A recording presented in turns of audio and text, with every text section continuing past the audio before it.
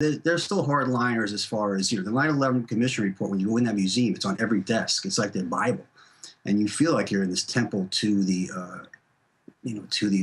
official story. So, and that's what it is. That's what it was constructed to literally etch that into stone.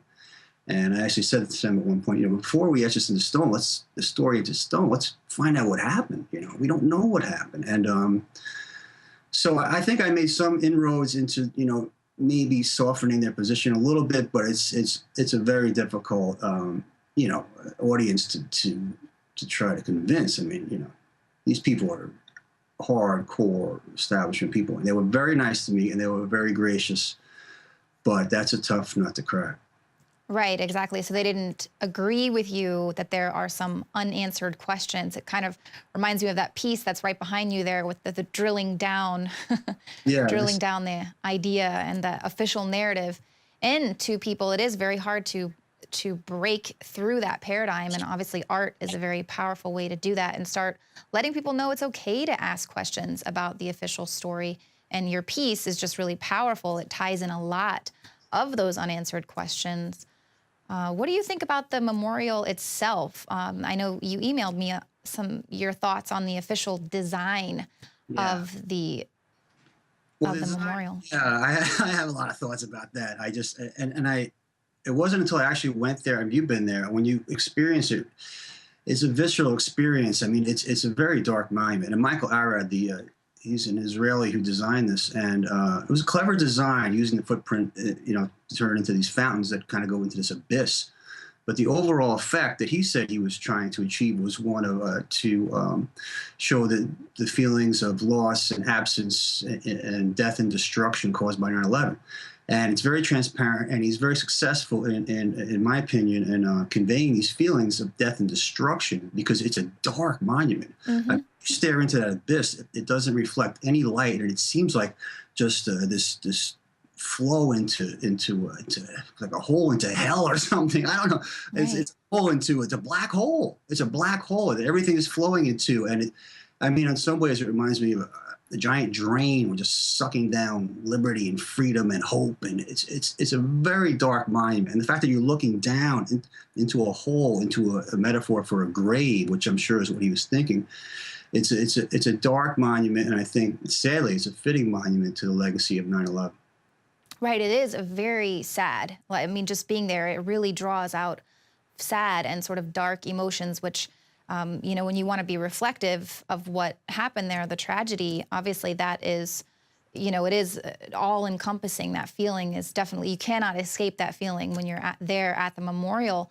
But of course, that's also to control people into just having that sadness to not be able to question the official story, because you might disrespect all of these people whose lives were lost.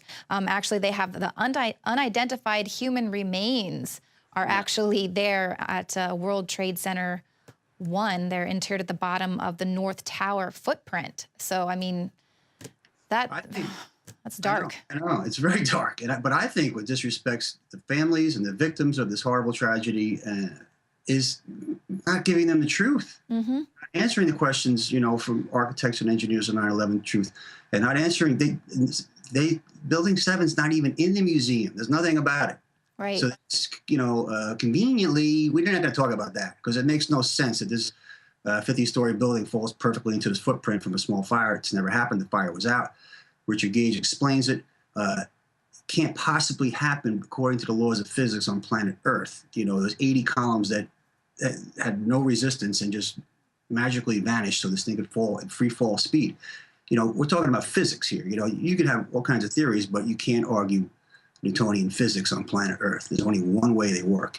And the way they work that day is at odds with Newton. So that museum has a problem with Isaac Newton, okay?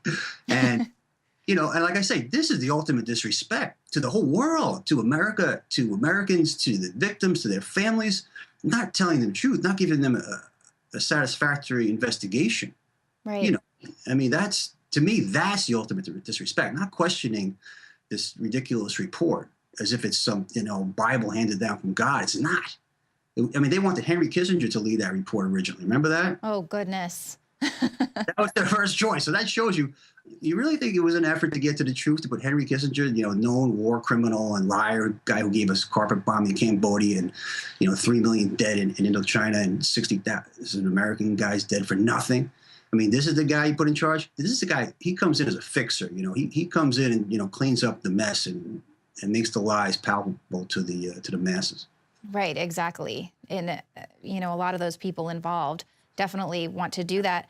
Now, talk to me a little bit about the documentary. It's called Behind Truth Art, Yeah. and yes, it's a documentary by John Masseria, and he's going around interviewing a lot of different activists.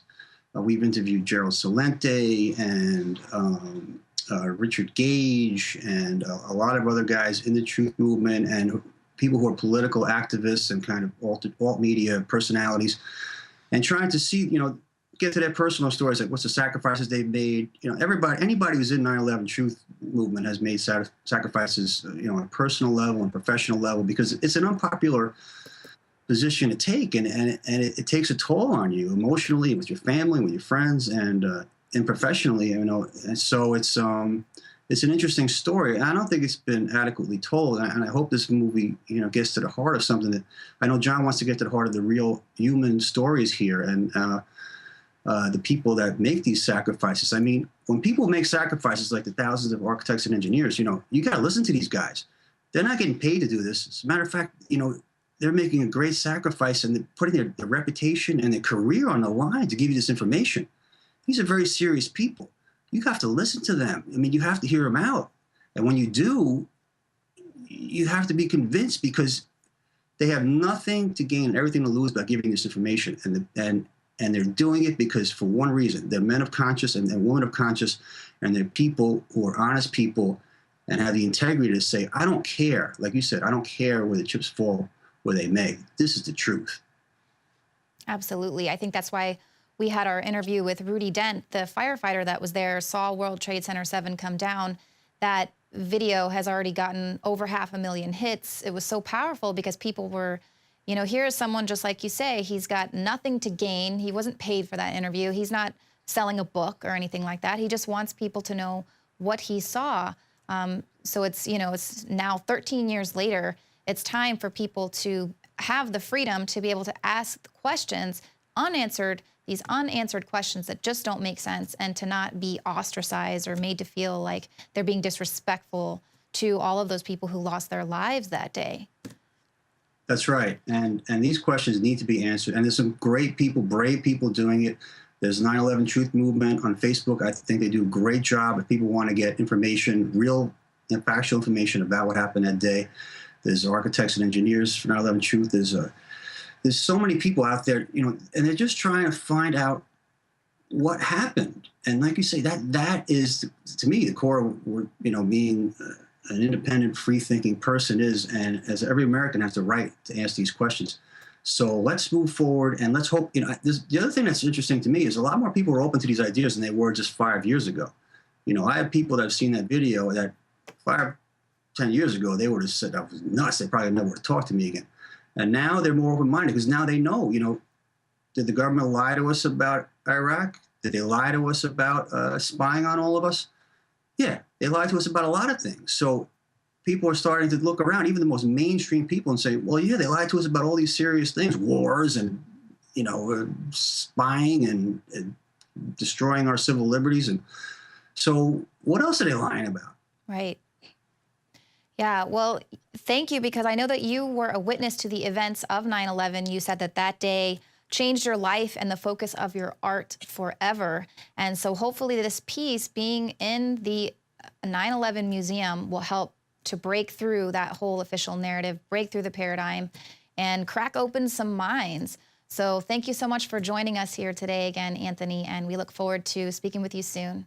Thanks, Leanne. And when people go to the museum, ask to see the piece. Yes. Don't let them hide it. Just go there and say, I want to see the Anthony Freda piece, because this is our little foot in the door to the truth movement, and to get the truth out there and expose the lies of 9/11. Absolutely. Thank you so much. Thank you, Leanne. So absolutely, demand to see that piece there at the 9/11 Museum. Make sure they don't have it shoved in some dark corner somewhere. Let's put that out in the forefront. Let them know that that's what we're really curious about. That's what we want to see there at the 9/11 Museum. Well, thank you for tuning in to the show tonight. If you're watching us on YouTube, please become a subscriber to the Alex Jones channel, and then head over to prisonplanet.tv and become a subscriber. You can now share your username and password with up to 20 people at the same time. That is 20 people getting instant access to over 18 years worth of content. Thank you all so much, and we'll see you here tomorrow at 7 p.m. Central.